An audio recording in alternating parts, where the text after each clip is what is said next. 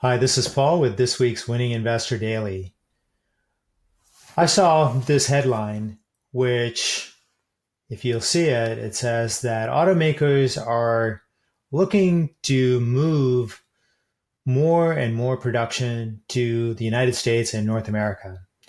And if you go and read this article, it says that because of the recently renegotiated NAFTA agreement between Canada and Mexico, it is going to be required that cars to be sold in the United States would have to have as much as 75% of it that is actually made in the US.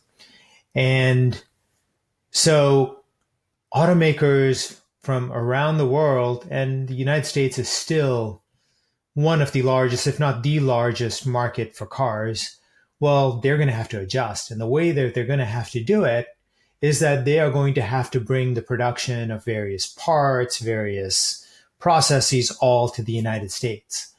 And that's a big deal because even though it seems like cars seem like a fairly small part of our economy, still just remember there's a huge chain of machine shops and auto parts that have to come together to make a car.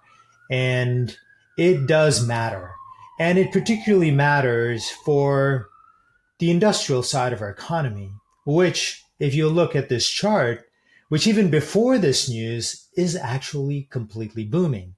Now, you'll have seen that in the last few days, the stock market's gone down a lot. And prior to it, I can tell you that as the market was making new highs, there's been this drumbeat of fear and gloom that a crash is coming, that there's some recession, there's a crisis that's coming. And the reasons that people put out there is like, wow, well, there's a trade war going on and that's going to destroy the United States and our economy.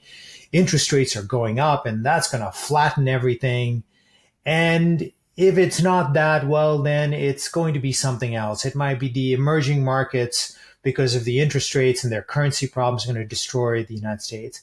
However, when you actually go and look at the news, whether you look at industrial production or capacity utilization, or really any number of these measurements, our economy is doing great, absolutely great. And if anything, it's setting up to do even better. And that's what I believe. And that's what this chart on industrial production is showing you, which is that we are starting to now really start to make more things within this country. And the Trump administration, by its very tough stance on trade and very tough stance on trade deficits, is actually beginning to move the needle where people are now making plans to actually move more assets into the United States. And that's going to ultimately benefit us.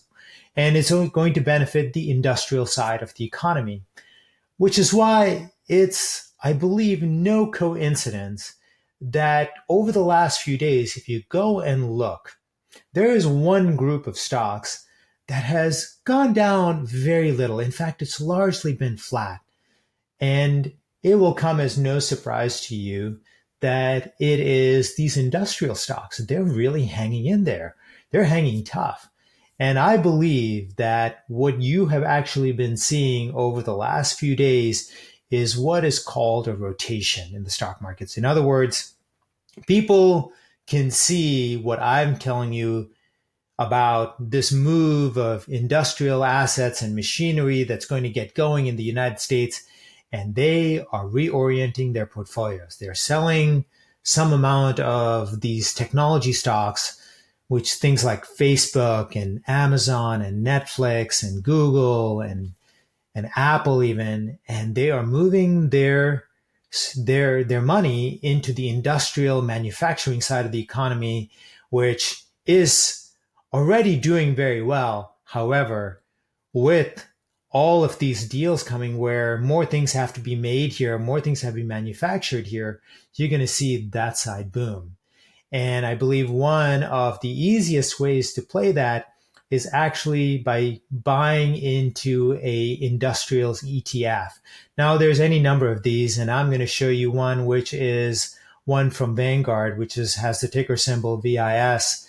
And this will give you a general broad exposure to all kinds of industrial companies, and that I believe will benefit in an overall general way from what I believe is going to unfold over the next 6, 12, and frankly, many years from now. And you'd want to buy into this ETF to benefit from this trend and this movement.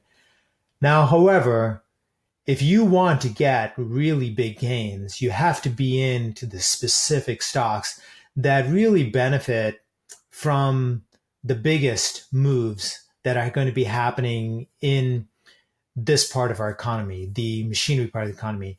And I believe that it's actually going to come from an area of the Internet of Things and of the technology trends that I talk about and have told you about.